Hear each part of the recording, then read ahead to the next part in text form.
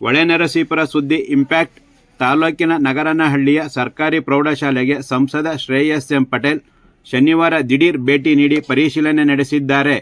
ಸಮಸ್ಯೆ ಕುರಿತು ಗಮನ ಸೆಳೆದ ವಿದ್ಯಾರ್ಥಿಗಳ ಕಾರ್ಯವನ್ನು ಪ್ರಶಂಸಿಸಿ ಅಗತ್ಯ ಸೌಲಭ್ಯ ಕಲ್ಪಿಸುವ ನಿಟ್ಟಿನಲ್ಲಿ ಕ್ರಮ ಕೈಗೊಳ್ಳುವ ಭರವಸೆ ನೀಡಿ ಜನರ ನಂಬಿಕೆಗೆ ಧಕ್ಕೆಯಾಗದ ರೀತಿಯಲ್ಲಿ ತಮ್ಮ ಜವಾಬ್ದಾರಿ ನಿರ್ವಹಿಸಿದ್ದಾರೆ.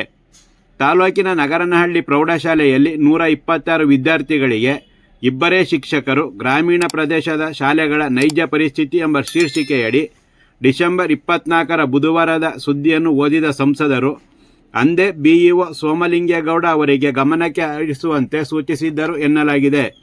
ಶನಿವಾರ ಸಂಸದರು ಪ್ರೌಢಶಾಲೆಗೆ ಭೇಟಿ ನೀಡಿ ಪರಿಶೀಲನೆ ನಡೆಸಿದ ಸಂದರ್ಭದಲ್ಲಿ 8 ಶಿಕ್ಷಕರು ಇರಬೇಕಿದ್ದ ಶಾಲೆಯಲ್ಲಿ ಕನ್ನಡ, PCMB ಹಾಗೂ ಚಿತ್ರಕಲೆ ಶಿಕ್ಷಕರು ಹೊರತಾಗಿ ಉಳಿಕೆ 5 ಶಿಕ್ಷಕರು ಇರಲಿಲ್ಲವೆಂದು ತಿಳಿದು ಬಂದಿದೆ. 2 ನಿಯೋಜಿತ ಶಿಕ್ಷಕರು, 2 ಅತಿಥಿ ಶಿಕ್ಷಕರು ಕಳೆದ 15 ದಿನಗಳಿಂದ ಶಾಲೆಗೆ ಬಂದಿಲ್ಲ. ಜೊತೆಗೆ ಹಾಜರಾತಿ ಪುಸ್ತಕದಲ್ಲಿ ಸಹಿ ಮಾಡಿರಲಿಲ್ಲ. ಆದರೆ ಬಿಇಒ ಅವರು ಬುಧವಾರ ಪರಿಶೀಲನೆ ನಡೆಸಿದ ಸಂದರ್ಭದಲ್ಲಿ ಶಿಕ್ಷಕರ ಗೈರುಹಾಜರಿ ಕುರಿತು ಪ್ರಶ್ನಿಸದೆ ಸಹಿ ಮಾಡಿ ತೆರಳಿದ್ದಾರೆ. ಇದನ್ನು ಗಮನಿಸಿದ ಸಂಸದರು ಕರ್ತವ್ಯ ಲೋಪ ಕುರಿತು DDPI ಅವರ ಗಮನಕ್ಕೆ ತಂದಿದ್ದಾರೆ.